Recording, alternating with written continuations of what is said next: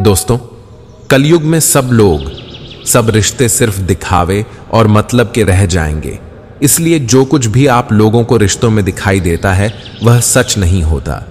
जब आप लोगों के दिखावे पर आकर उन पर विश्वास कर लेते हैं, तब उन्हें पूरा हक मिल जाता है आपको चोट पहुंचाने का, आपको तकलीफ देने का। इसीलिए जो लोग ज्यादा मीठी मीठी बातें करते हैं या अपनेपन का नाटक करते हैं, ऐसे लोगों से बचकर रहना चाहिए। वैसे भी आज के युग में किसी पर भी बहुत जल्दी भरोसा नहीं करना चाहिए, चाहे वह भावनाओं या अपनापन की कितनी ही बातें क्यों ना करे। जो इंसान कहता है वह करके दिखाए, तभी वह आपका अपना है। और जो सिर्फ बातें करना जानता है, ऐसे इंसान से दूर ही रहना चाहिए।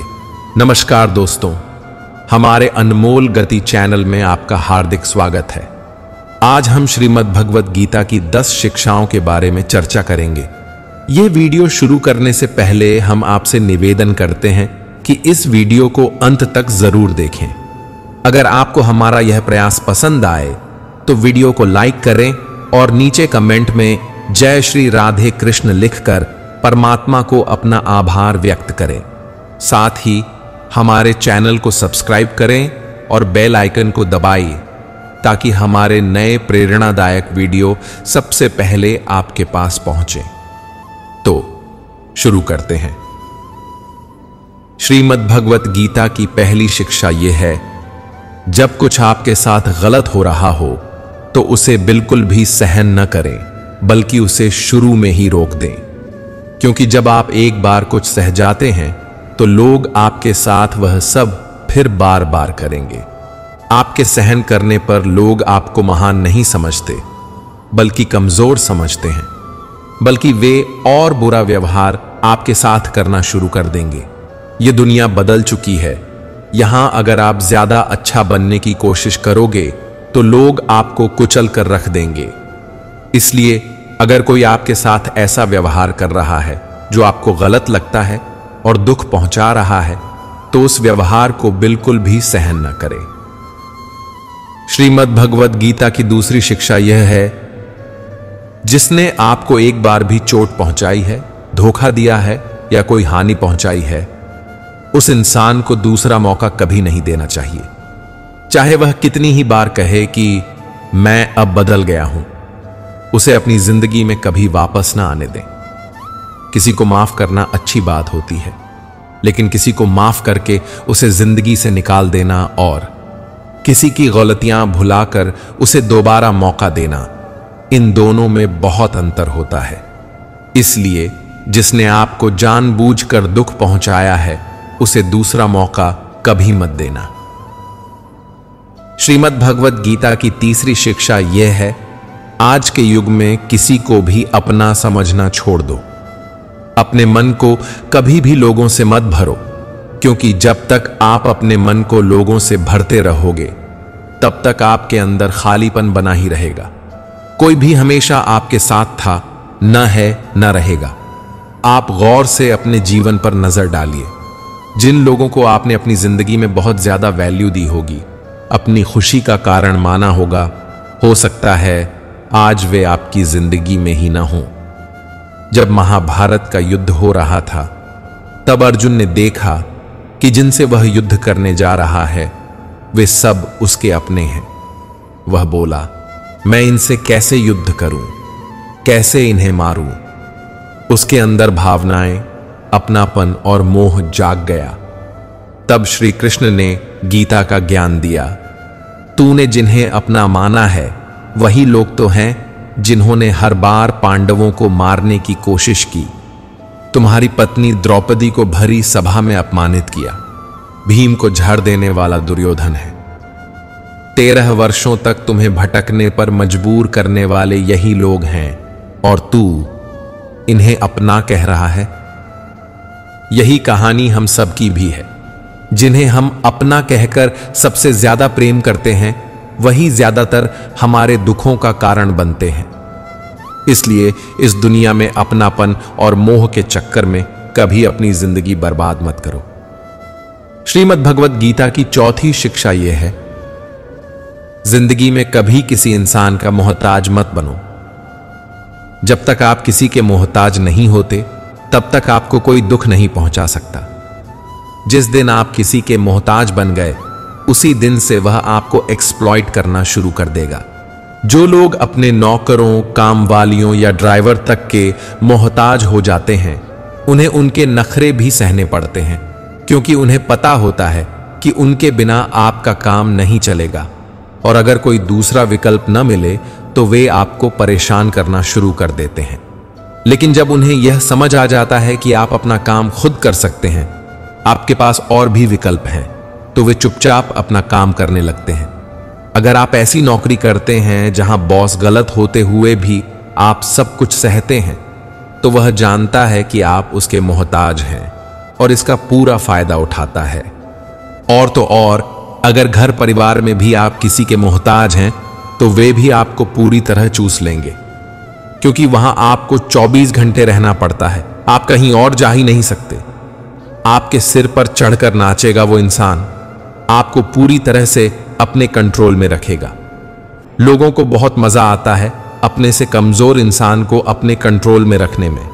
आप चाहे हजारों के लिए अच्छा करो, चाहे हर वो काम करो जिनसे उन्हें खुशी मिले, पर ऐसे लोग आपकी गर्दन दबाकर रखते हैं। आप में अगर कुछ प्रतिभा है तो आपके पंख काट दिए जाएंगे। हर वो कोशिश की जाएगी जिससे आप कभी जिंदगी में आगे ना बढ़ पाओ। किसी का मोहताज होना मर जाने से भी बदतर होता है। मोहताजी आपको गुलाम बनाकर रख देती है। आपने कभी गौर किया कि आपकी जिंदगी वही लोग खराब करते हैं जिनके आप मोहताज हो जाते हैं? आपका सारा दुख वहीं से आता है जिसके आप मोहताज हो जाते हैं। मोहताजी सिर्फ शरीर या काम की नहीं होती, सबसे बड़ी मोहताजी मन की होती है कि जिंदगी में कोई चाहिए हमें संभालने के लिए, नहीं तो हम खुश नहीं रह पाएंगे। अकेलापन लोगों से झेला नहीं जाता। फिर कई बार आप ऐसे लोगों से जुड़ जाते हैं जो आपके इस मन की मोहताजी का पूरा फायदा उठाते हैं। आप उनसे रिश्ता इसीलिए जोड़ते हैं ताकि आपको अपने जीवन में थोड़ी खुशी मिल सके, पर वो लोग आपको खून के आंसू रुलाते हैं, आपकी पूरी जिंदगी नर्क बना देते हैं। याद रखना एक बात, माँ बाप के अलावा ऐसा दुनिया में आज तक पैदा नहीं हुआ कि आप जिसके मोहताज हो जाओ और वो आपका भला करे। श्रीमद् भगवद गीता की 5वीं शिक्षा यह है, आप जो कुछ भी जिंदगी में चाहते हैं उस चीज को पाने के लिए अगर आप कोशिश नहीं करोगे, लड़ोगे नहीं, तो उस चीज के ना मिलने पर और खो जाने पर आपको रोने का और अफसोस करने का कोई हक नहीं है। यह जिंदगी आपकी है। यहां आपको जो कुछ भी चाहिए उसके लिए आपको खुद लड़ना होगा। लोग हमेशा दूसरों को दोष देते हैं कि उसकी वजह से मेरी जिंदगी खराब हो गई, या मेरे हालातों की वजह से मैंने जो जिंदगी में चाहा वो मुझे मिल नहीं पाया। तो ना हालातों को दोष दो, ना लोगों को। अगर आप जो चाहते हो उसे हासिल नहीं कर पाते, इसकी पूरी जिम्मेदारी सिर्फ आपकी है, ना कि किसी और की। इसलिए जो कुछ भी आप जिंदगी में पाना चाहते हैं उसके लिए आप खुद को खुद लायक बनाएं, और लायक बनने के लिए खुद पर मेहनत करना कभी मत छोड़ना। श्रीमद् भगवद गीता की 6वीं शिक्षा यह है, आप कभी भी यह मत समझ लेना कि आप दुनिया को, लोगों को अच्छे से समझ गए हो। आप सिर्फ उतना ही लोगों को समझ पाते हो जितना लोगों के साथ आप जुड़ते हो या आपका उनसे काम पड़ता है। पर यह दुनिया बहुत बड़ी है। यह हर इंसान परतों में जीता है। दुनिया में जीने के लिए सब अच्छे बन के जीते हैं। जैसे जैसे आप किसी से जुड़ने लगते हैं, धीरे धीरे उसकी परतें हटने लगती हैं। तब आप उस इंसान को देखकर हैरान हो जाते हैं कि यह इंसान तो कुछ और ही निकला।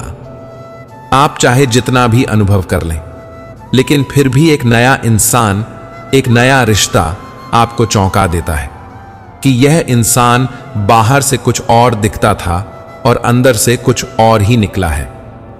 आपको लगता है कि आपने क्या सोचा और यह इंसान कैसा निकला।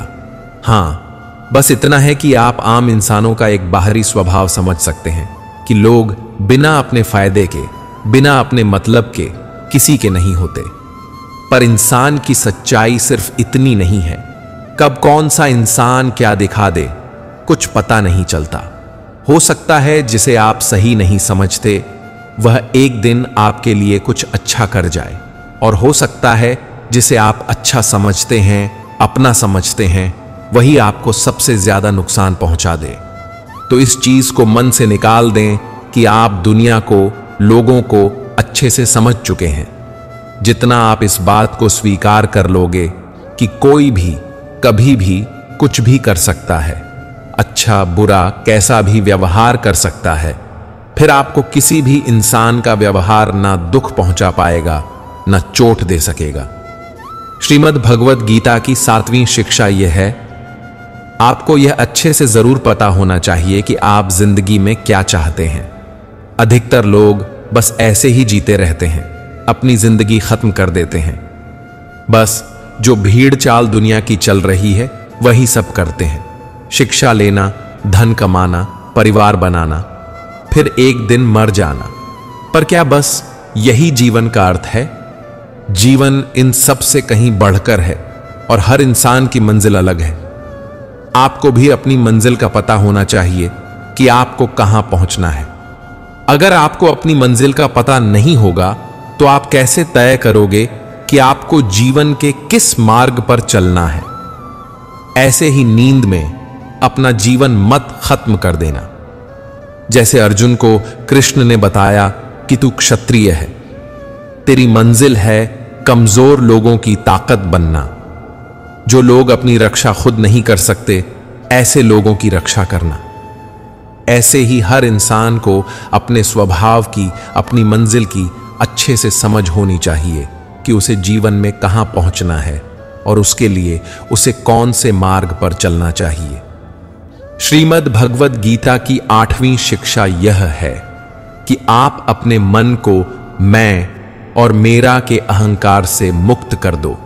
श्री कृष्ण अर्जुन से कहते हैं, सारे कर्म करते हुए तू कर्तापन का त्याग कर दे।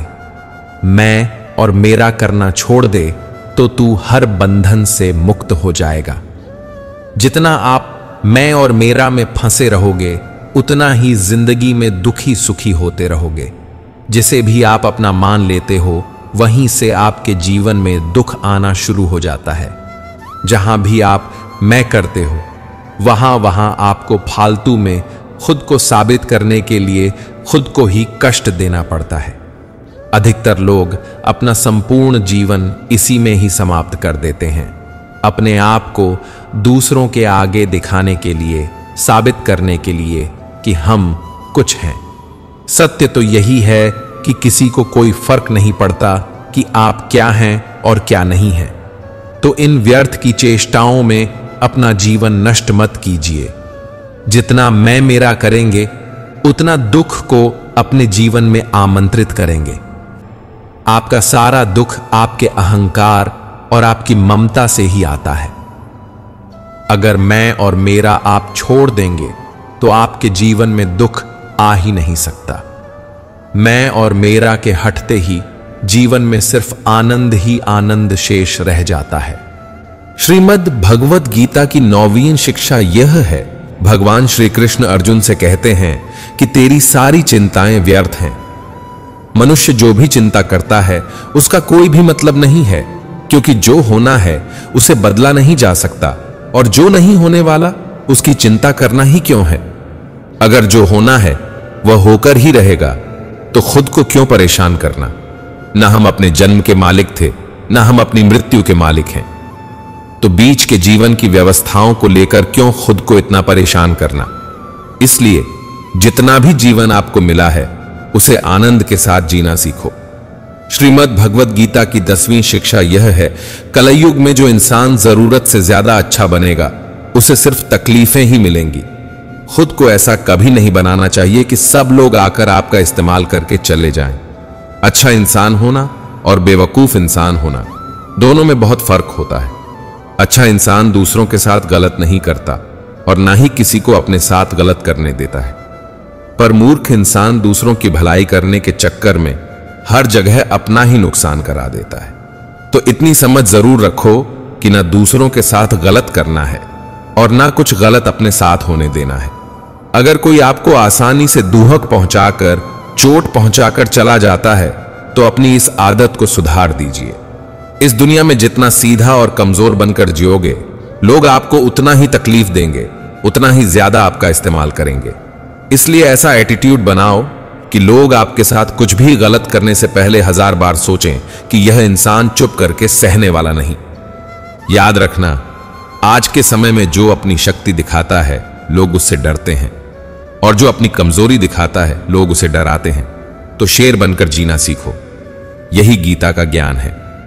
श्रीमद् भगवत गीता की 11वीं शिक्षा यह है, अपने दिल के गहरे राज और अपना दुख हर किसी को नहीं बताना चाहिए।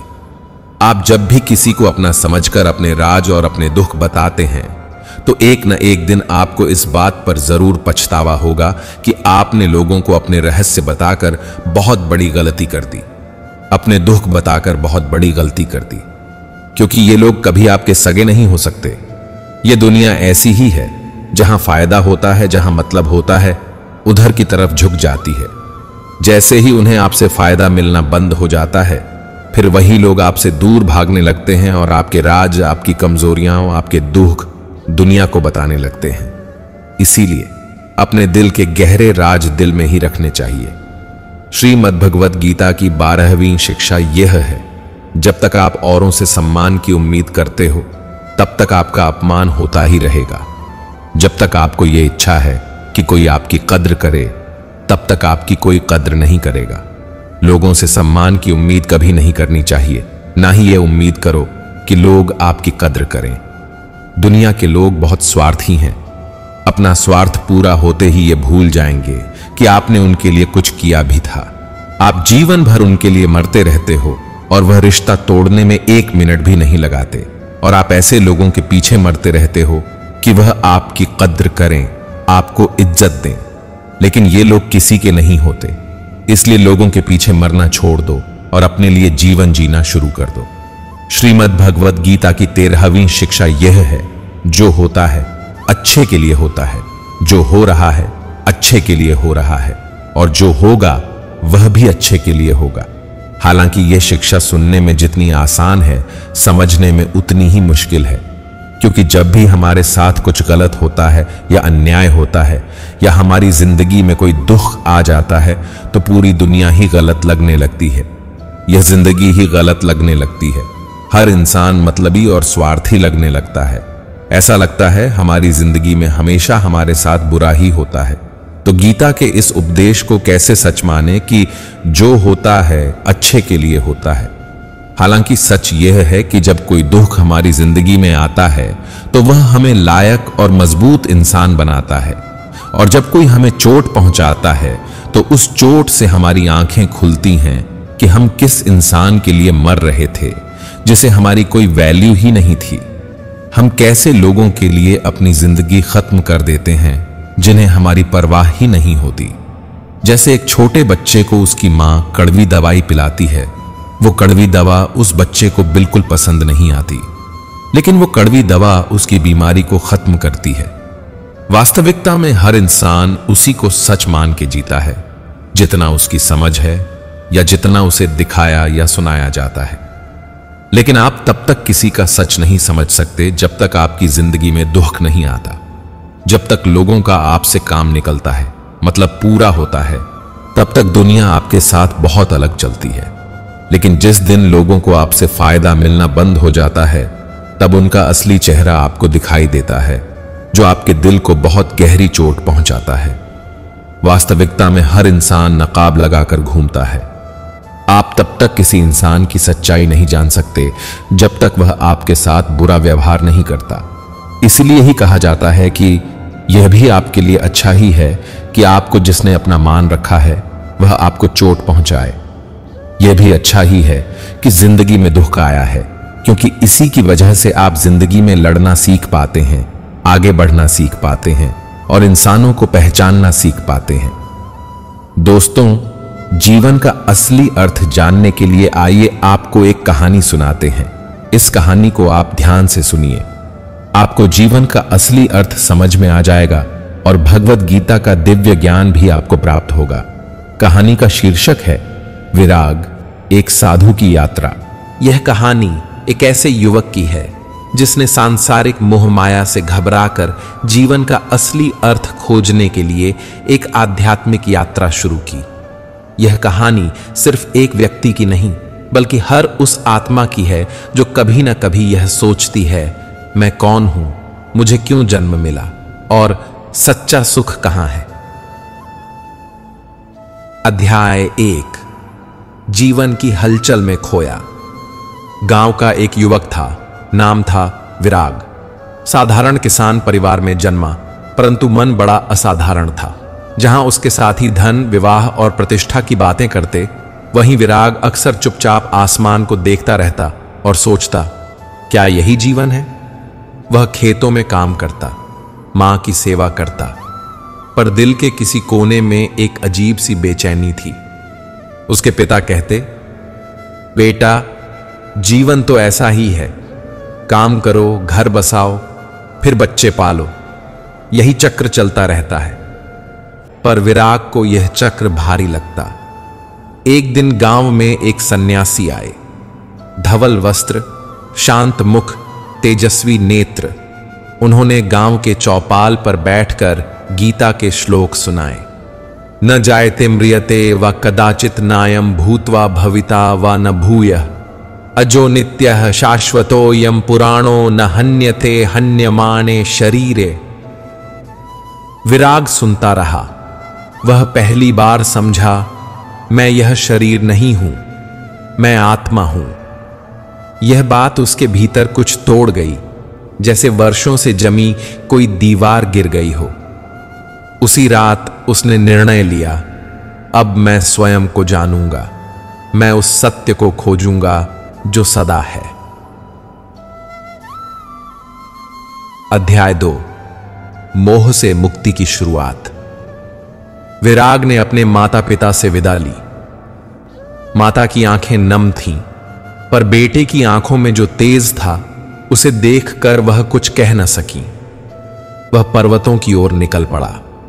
पैरों में छाले पड़े, भोजन की कमी हुई, पर भीतर से एक शक्ति उसे खींचती रही। कई दिनों की यात्रा के बाद वह हिमालय की गोद में स्थित एक पुराने आश्रम में पहुंचा। वहां एक वृद्ध तपस्वी रहते थे, स्वामी आत्मानंद। स्वामी जी ने उसे देखकर मुस्कुराया, तुम सत्य की खोज में आए हो, पर क्या तुम त्याग के लिए तैयार हो? विराग ने सिर झुकाया, मैं सब कुछ छोड़ चुका हूं प्रभु। स्वामी जी बोले, मोह सिर्फ बाहरी वस्तुओं का नहीं होता, मन के विचारों का भी होता है। यहां रहकर पहले अपने मन को जीतो। विराग ने आश्रम में रहना शुरू किया। दिन में सेवा, रात को ध्यान। वह जल भरता, वृक्षों को पानी देता, झाड़ू लगाता और जब समय मिलता स्वामी जी से उपदेश लेता। एक दिन स्वामी जी ने पूछा, विराग, सबसे बड़ा शत्रु कौन है? विराग ने कहा, माया। स्वामी जी मुस्कुराए, नहीं, सबसे बड़ा शत्रु अहंकार है। जब तक मैं जीवित है, आत्मा प्रकट नहीं हो सकती। अध्याय 3, भीतर की लड़ाई। एक रात विराग ध्यान कर रहा था। अचानक मन में पुरानी बातें आने लगी। मां की ममता, पिता की पुकार, मित्रों की बातें। आंखें भर आईं। स्वामी जी पास आए, बोले, मन चंचल है, यह तुम्हें परीक्षा में डालता है। ध्यान उसी का नाम है, मन को एकाग्र करना। जैसे एक दीपक हवा में भी जलता रहे, वैसा ही बनना है। स्वामी जी ने उसे वैराग्य शतक, गीता और उपनिषदों का अध्ययन कराया। हर दिन एक नया श्लोक, हर रात एक नई अनुभूति। धीरे धीरे विराग के भीतर एक क्रांति होने लगी। वह अब सेवा में आनंद पाने लगा, मौन में संगीत सुनने लगा। एक दिन आश्रम में एक यात्री आया, विराग का बचपन का मित्र कमल। उसने कहा, विराग, चलो, लौट चलो, तुम्हारे बिना सब अधूरा है। विराग ने कहा, अब मेरा घर यह जंगल है, मेरी मां यह धरती है और मेरा कर्तव्य आत्मा की सेवा है। कमल की आंखों से आंसू बह निकले। तू बदल गया है। विराग बोला, नहीं, अब मैं स्वयं बन गया हूं। अध्याय 4, आत्मज्ञान की ओर। समय बीतता गया। एक दिन स्वामी आत्मानंद ने कहा, अब समय है कि तू अपने भीतर उतर जाए। एकांत में जाओ और तब तक मत लौटो जब तक तुम स्वयं को न देख लो। विराग एक गुफा में चला गया। वहां उसने घोर तप किया, उपवास, मौन, ध्यान। शरीर क्षीण होता गया पर आत्मा प्रज्वलित हो गई। एक दिन ध्यान में उसे अनुभूति हुई। एक प्रकाश उसके भीतर प्रकट हुआ और एक दिव्य स्वर गूंजा, तू वही है जिसे तू खोज रहा था। आत्मा ही परमात्मा का अंश है। तू अजर, अमर, शुद्ध और मुक्त है। विराग की आंखें भर आईं। वह समझ गया, जो बाहर खोजता रहा वह तो भीतर ही था। वह आश्रम लौटा। स्वामी जी ने उसे देखकर कहा, अब तू शिक्षक बन सकता है। अब तेरे अनुभव से औरों का कल्याण होगा। अंतिम अध्याय, जीवन का सार। विराग ने अपना नाम नहीं बदला, न कोई संस्था बनाई। वह फिर गांवों में जाने लगा जैसे कभी वह सन्यासी आया था। वह कहता, मित्रों, जीवन एक यात्रा है और हर एक की मंजिल आत्मा है। पर उस मंजिल तक पहुंचने के लिए सत्य, सेवा और साधना जरूरी है। लोगों को वह गीता पढ़ाता, बच्चों को नैतिकता सिखाता और युवाओं को मोह से मुक्त होने की प्रेरणा देता। उसकी कहानी फैलती गई पर वह कभी प्रसिद्धि में नहीं फंसा। वह कहता, जो फल चाहे वह कर्म में बंधता है, जो सेवा करे वही मुक्त होता है। दोस्तों, विराग की कथा यह सिखाती है कि जीवन का असली उद्देश्य आत्मा की पहचान है। धन, पद, प्रतिष्ठा ये सब क्षणिक हैं। जो भीतर की यात्रा करता है वही अमर हो जाता है। हम सभी के भीतर एक विराग छिपा है, बस जरूरत है उसे जगाने की। मन को जितना है मोह को छोड़ना है, सेवा को अपनाना है, तब जाकर जीवन में शांति आती है। दोस्तों, अगर आपने इस वीडियो से कुछ भी सीखा है तो कृपया इस वीडियो को एक लाइक कर दें और कमेंट में जय श्री राधे कृष्णा जरूर लिखें। अगर आप इस चैनल पर नए हैं और ऐसी ही और वीडियो देखना चाहते हैं तो कृपया चैनल को सब्सक्राइब करें और नोटिफिकेशन बेल आइकॉन को ऑल पर सेट कर लें ताकि हमारे सभी नए वीडियो के नोटिफिकेशन सबसे पहले आपके पास आएं। आपका सपोर्ट हमारे लिए बेहद महत्वपूर्ण है। भगवान श्री कृष्ण की कृपा आपके साथ सदैव बनी रहे। धन्यवाद। जय श्री कृष्णा।